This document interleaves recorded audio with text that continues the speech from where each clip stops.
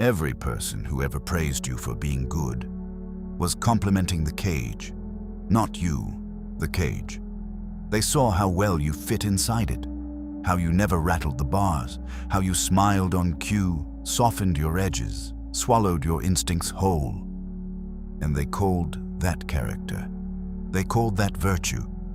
And somewhere deep inside the place you stopped visiting, you believed them. Goodness isn't a virtue they gave you, it's a procedure they performed on you.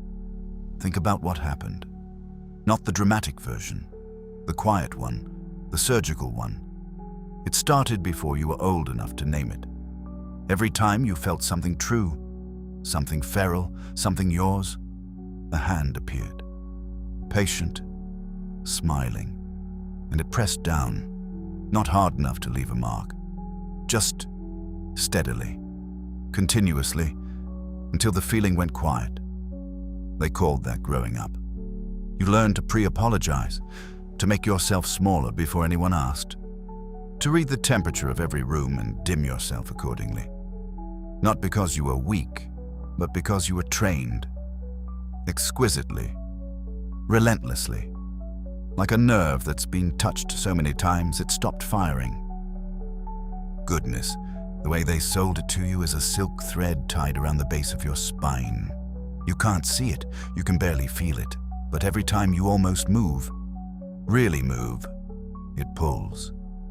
And you mistake that pull for conscience. You mistake that restriction for wisdom. It isn't. It's just the leash learning to feel like a spine. And the cruelest part? You maintained it yourself. You became the warden and the prisoner simultaneously. You policed your own ambition. You interrupted your own hunger mid-sentence. You looked at the parts of yourself that were too much, and you quietly, efficiently performed the surgery they taught you to perform. Over and over, every single day. Here is what no one will say to you clearly. You were never supposed to stay good. Good was a phase, an infrastructure phase, something to keep you manageable while the world extracted what it needed from you. Compliance, output, predictability. Good people are efficient. They show up. They don't cause friction, they produce. And when you've given everything you have inside a framework built by someone else's vision, they call you a good person at your funeral. But dangerous. Dangerous is something entirely different from what you've been taught to fear. Dangerous in 2026 is not loud, it is not aggressive, it does not announce itself. Dangerous is the person who has become so internally sovereign, so completely rooted in their own frequency, that proximity to them creates a kind of atmospheric pressure. People sense it without being able to name it. They become slightly more honest around you, slightly more careful, not because you threatened them, because something in your stillness reminds them of what they abandoned. That is the new dangerous. A gravitational silence, an unbreakable inner climate. You don't need to destroy anything. You just need to stop bending.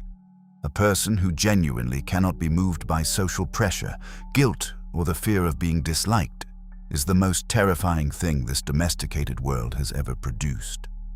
So, how? First, stop completing yourself for other people's comfort. You have been finishing your sentences in ways that make the other person feel safe.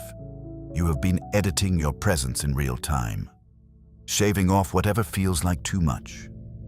Stop. Let the sentence end where it ends. Let the silence sit where it sits. An incomplete, unresolved you is infinitely more powerful than a you that's been sanded down to a finish they can recognize. Second, develop at least one part of yourself that belongs to no one. Not for content, not for conversation, not for proof. One practice, one pursuit, one dimension of your interior life that exists in total darkness, unseen, unshared, unvalidated. This is where your actual power lives. The moment everything you are can be observed, you become a performance, and performances can be directed by the audience. Keep something back. Keep the deepest thing back. Third, learn to want things without needing them to happen. This sounds soft. It is not soft. It is the hardest, coldest discipline available to a human being. When you need an outcome, when your nervous system is gripping, you leak. People feel the grip. They use the grip.